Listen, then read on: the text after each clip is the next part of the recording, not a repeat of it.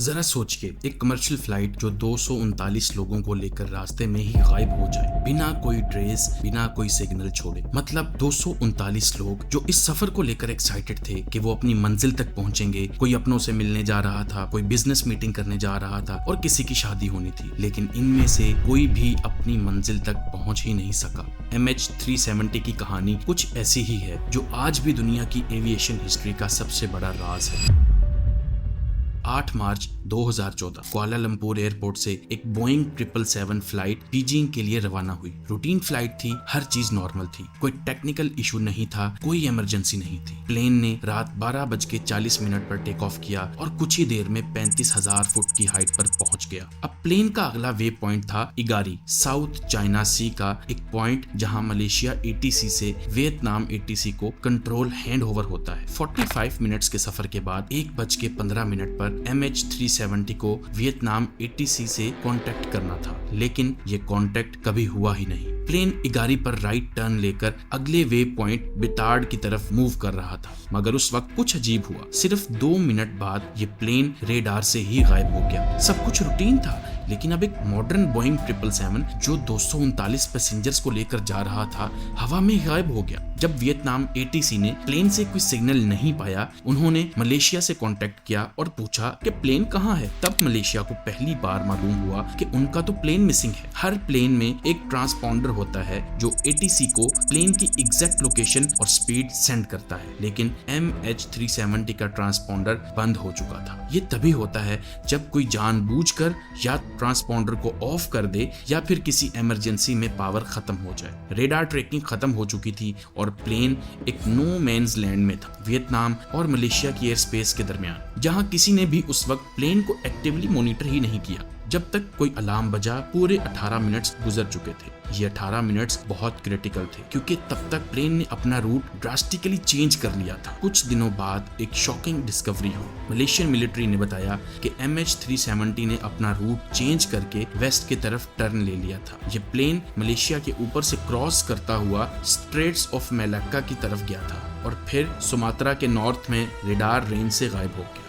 ये इन्फॉर्मेशन 5 दिन तक पब्लिक से छुपाई गई थी। पहली सर्च एफर्ट साउथ चाइना सी में की गई, लेकिन वहां भी कुछ नहीं मिला, न मलबा न सर्वाइवर्स, कुछ भी नहीं। अब MH370 की कहानी ने एक अजीब और अनप्रेडिक्टेबल ट्विस्ट ले लिया। ये कहानी एक टेक्निकल फेलियर नहीं था, ये जानबूझकर रूट चेंज करने का प्लान था, जो किसी इमरजेंसी लैंडिंग की बजाय प्लेन को ओशन के बीच ले गया। ये सब बताता है कि प्लेन में कोई था जो कंट्रोल में था और जानबूझकर प्लेन को इस रूट पर ले गया। लेकिन सवाल है, ये किसने किया और क्यों? सर्च ऑपरेशन अब साउथ चाइना सी से इंडियन ओशन की तरफ शिफ्ट हो गया। ये एक बहुत चैलेंजिंग था, क्योंकि ये एरिया बहुत ही बड़ा और ऊपर से है भी रिमोट, जहां ना शिप्स फ्रीक्वेंटली ट्रैवल करती हैं और ना ही कमर्शियल ट्रैफिक होती है। ये दुनिया का सबसे बड़ा और महंगा सर्च ऑपरेशन बन गया, आज जो ऑस्ट्रेलिया के लीड में चला गया। प्लेन का एग्जैक्ट लोकेशन ट्रेस करना मुश्किल था, क्योंकि ये क्लियर ही नहीं था कि प्लेन ने फाइनल मोमेंट्स पे प्लमिट किया या स्मूथली ग्लाइड करते हुए क्रैश हुआ। इनमरसार सैटेलाइट ने कुछ पिंग्स रिकॉर्ड किए थे जो प्लेन ने आवरली इंटरवल्स पर भेजे, और इन पिंग्स की बेसिस पर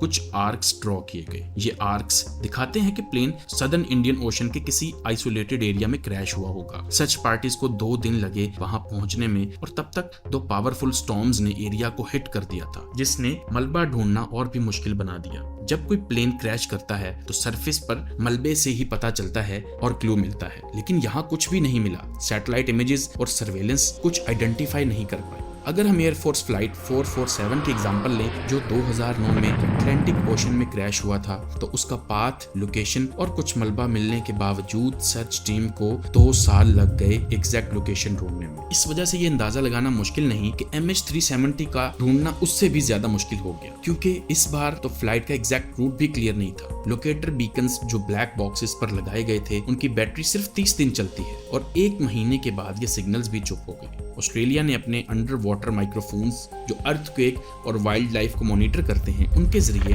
एक अनयूजुअल नॉइज रिकॉर्ड किया था। ये नॉइज उसी टाइम फ्रेम के आसपास सुनाई दिया जब MH370 एक्सपेक्टेड था कि ओशन में क्रैश हुआ होगा, लेकिन जब साइंटिस्ट्स ने कैलकुलेशंस की तो ये साउंड प्रेडिक्टेड क्रैश साइट से काफी दूर था। ये शायद सिर्फ एक अंडर वाटर ज़लज़ला हो सकता था। 2016 में कुछ मलबा रियूनियन आइलैंड और ईस्ट अफ्रीका के शोर्स पे पाया गया। सीरियल नंबर्स ने कंफर्म कर दिया कि ये पार्ट्स MH370 से बिलोंग करते हैं। ये मलबा ड्रिफ्ट मॉडलिंग से मैच कर रहा था, लेकिन अब तक क्रैश की साइट ना मिल सकी। ये सब थ्योराइज करने के बाद इन्वेस्टिगेशन टीम के समझ में नहीं आ रहा था कि प्लेन को जानबूझकर हाईजैक किया गया था या कोई और मकसद था। सब थ्योरीज अब पायलट्स पर फोकस करने लगी, खास तौर पर कैप्टन ज़हारी शाह पर। अब इन्वेस्टिगेशन का रुख प्लेन के पायलट्स की तरफ शिफ्ट हो गया। फर्स्ट ऑफिसर फारिक अब्दुल हमीद 26 साल का एक जूनियर पायलट था जो एयरबस A330 से बोइंग 777 पे ट्रांजिशन कर रहा था। MH370 उसका फाइनल ट्रेनिंग टेस्ट था। उसके बैकग्राउंड चेक में कुछ अनयूजुअल नहीं मिला। एक यंग पायलट जो अपना करियर बिल्ड करने के ख्वाब देख रहा था। लेकिन जाहिर है सबसे ज्यादा फोकस कैप्टन ज़हारी अहमद शाह पर था जो प्लेन की कमांड में था। ज़हारी एक एक्सपर्ट पायलट था।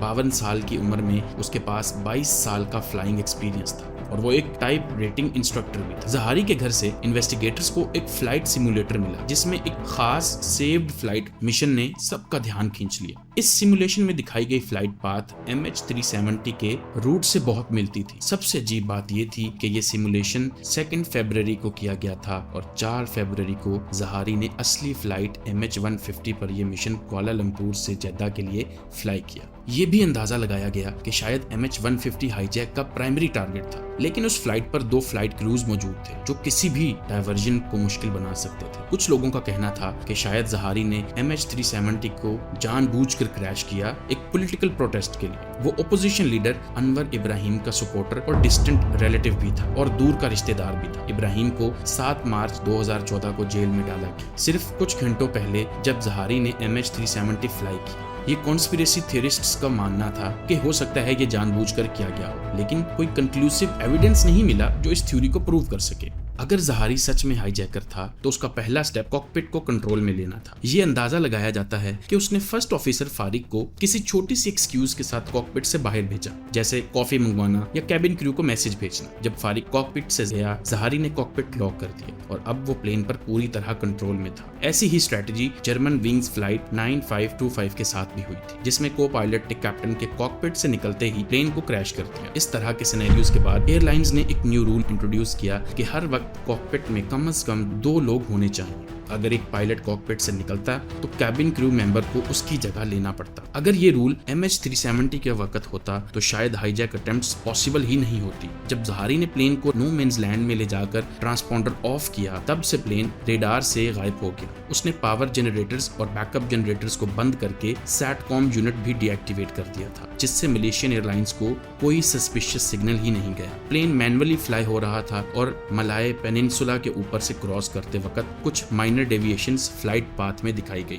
जो ऑटो पायलट से नहीं बल्कि मैनुअल फ्लाइंग का नतीजा थे। ये सब क्लियरली दिखाता था कि कोई जानबूझकर प्लेन को कंट्रोल कर रहा था। प्लेन अब पेनांग ज़हारी के होम टाउन के ऊपर से गुजरता है और वहां एक आईफोन पिंग रिकॉर्ड होती है जो फर्स्ट ऑफिसर फारिक के मोबाइल से रिलेटेड थी, लेकिन ये पिंग भी कुछ सेकंड्स के लिए ही मौजूद थी और फिर गायब हो गई। प्लेन अब पेनांग से राइट टर्न लेकर मैकार की तरफ मूव करता है, जहां से उसका अगला रूट नवंबर 571 एयरवे पर था। ये एक स्मार्ट मूव था क्योंकि इस रूट पर कमर्शियल फ्लाइट्स रेगुलरली ऑपरेट करती हैं, जिसे मिलिट्री रेडार्स पे आइडेंटिफाई करना मुश्किल हो जाता है। प्लेन अब स्मूथली एक कमर्शियल ट्रैफिक का हिस्सा लग रहा था। मलेशिया एयरलाइंस ने 2:40 पर एक और मैसेज भेजने की कोशिश की, लेकिन कॉकपिट से कोई जवाब नहीं मिला। सैटकॉम यूनिट उस वक्त इनएक्टिव थी, इस वजह से ये मैसेज कॉकपिट तक पहुंचा ही नहीं। प्लेन 7 आर्क्स फॉलो करता हुआ साउथ इंडियन ओशन की तरफ रवाना था। 7 घंटों की फ्लाइट के बाद फाइनली प्लेन का फ्यूल खत्म हो गया। बोइंग इंजीनियर्स ने इस सिनेरियो को सिमुलेट किया और पता चला कि फ्यूल खत्म होने पर सबसे पहले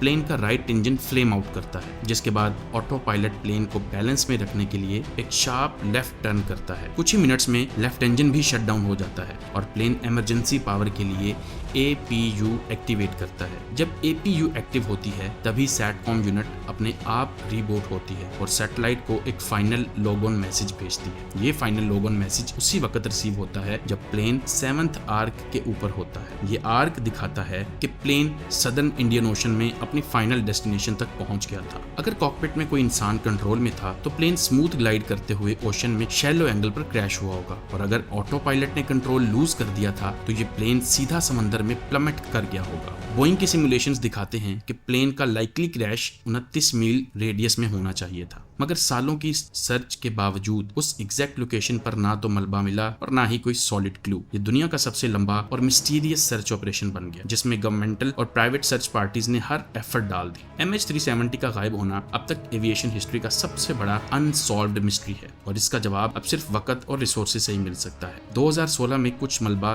जो रियूनियन आइलैंड और अफ्रीका के शोर्स पर मिला, उन्होंने कंफर्म तो किया कि प्लेन क्रैश हुआ था, लेकिन मलबा कहीं नहीं लोकेट हो सका। सबसे बड़ा सवाल ये था, अगर प्लेन जानबूझकर हाईजैक किया गया है तो क्यों किया गया है, किसने और क्यों ये सब कुछ प्लान किया। कैप्टन जहारी के खिलाफ थ्योरीज अब तक सिर्फ असम्पशंस हैं, कोई कंक्लूसिव प्रूफ नहीं मिला। ये सब सिर्फ क्लूज हैं जो एक दूसरे से मैच करते हैं, लेकिन फाइनल सर्च अब तक सरफेस नहीं हो सकी। आज की वीडियो के लिए इतना ही। उम्मीद है वीडियो आपको अच्छी लगी होगी। ऐसी वीडियोस के लिए सब्सक्राइब कर लीजिए। मिलते हैं अगली वीडियो में। अल्लाह हाफ़िज़।